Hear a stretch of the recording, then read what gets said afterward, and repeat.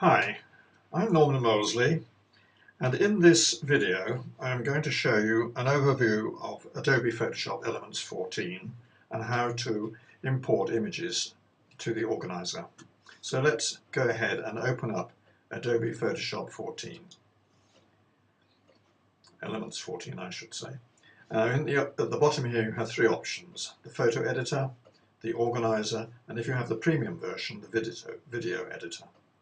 But we're going to concentrate at the moment on the organizer, so I click on that and up comes my organizer, where you see I have several images already imported, and at the bottom here I can actually zoom that in or out, however you like to see them. I think that's about right there. On the right here we have two panels that we can bring up. At the moment it's in the keyword information and also the instant fix, which we'll be using. And if you want to get rid of these, you can just click on them again and bring them up again. And the same happens on the other side, where we have the albums and folders panel, and you can either hide that or again bring it up if you wish. I prefer to see them open, it's easier to get to. Now on the top we have the import panel, which you can go to import your files from your files and folders on the hard drive, from the camera or card reader, and from your phone if you wish.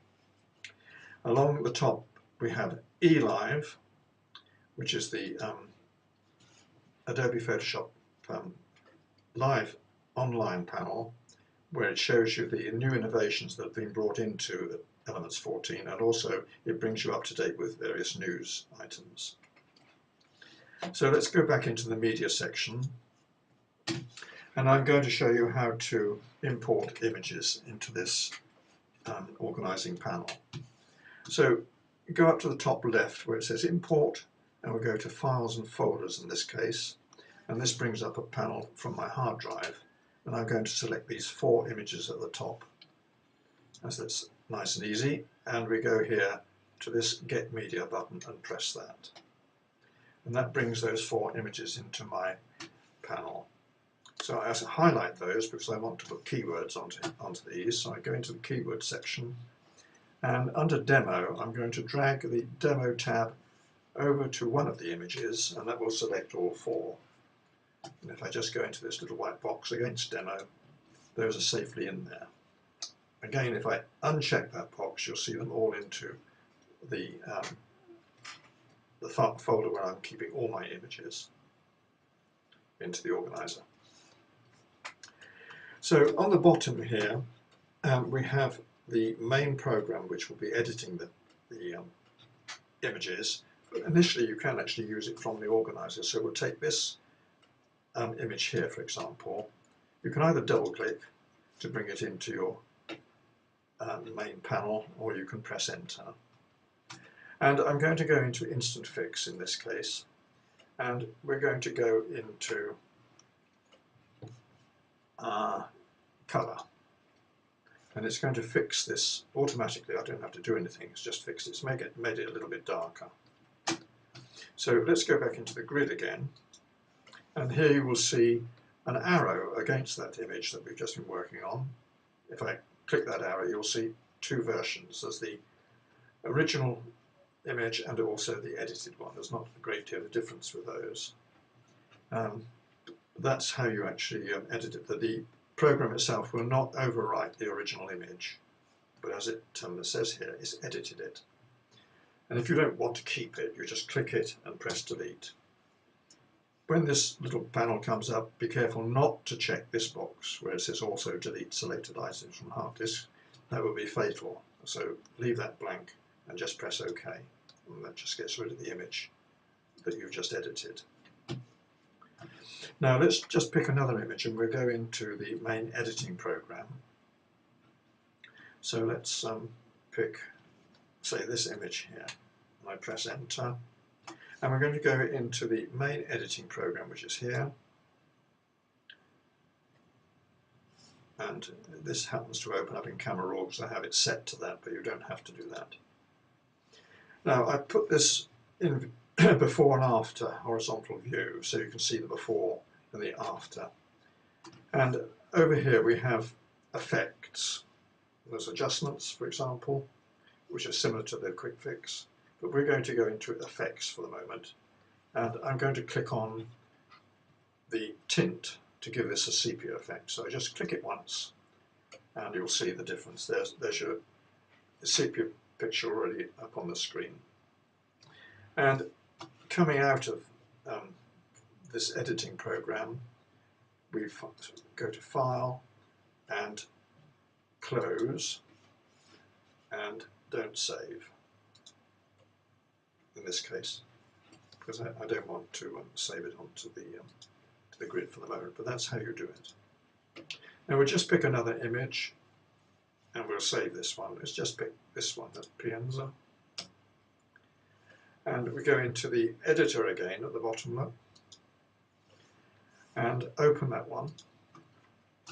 And here at the bottom you have an option to fit the screen, fill the screen, or print size. Well, that's quite small, isn't it? So we're going to fit the screen. I think it'll be easier to manage. And again, we've got the before and after horizontal. But if we can put vertical, in fact, it makes it bigger. Let's go back to where we were, and I think that's better. Now let's just choose something different here. So we go into adjustments. And let's go into, say, the color. And you have various options here. You can use, as you hover over them, you can see what's happening. That's over the top, as these are. That's not quite so bright, but brighter than it is, and that's more or less, there's the black and white version. So you have lots of options here, and you can use this hue and saturation button to get different results. And the vibrance also, you can increase the intensity and the hue as well. That brings in different colours. Depends on the image whether you would actually use this sort of thing. But let's just undo that. And undo all these. So we're back to where we were.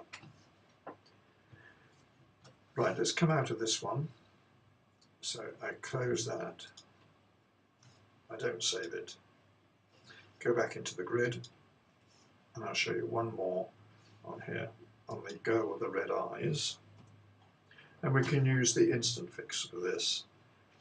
And we just click on the red eye and automatically it corrects it. Now we'll just come out of this and go back into the grid. And here you will see where we have used, where we have applied differences, there is what they call a version set being created. Because in Elements it doesn't actually destroy your original image when it alters it, it just edits it. And as you can see, red eye edited as opposed to the original. If you don't want to keep that image, you can delete it without destroying the original. And we go up to the other one where we played around. I think there's one here. Well, this one I used earlier, so I go into that preset and get rid of the edited version. Delete it. Now note on here, there's a checkbox here you must never check, in my view, because that will get rid of the image on your hard drive and you don't want to do that. So just press OK. It just gets rid of the original. Rid of the edited version rather. Now if you'd like to learn more about Elements 14, there's an awful lot to learn. You can go on to my website where that's the address, www.phototutoruk.com, where I can give you online personal tuition if you so wish.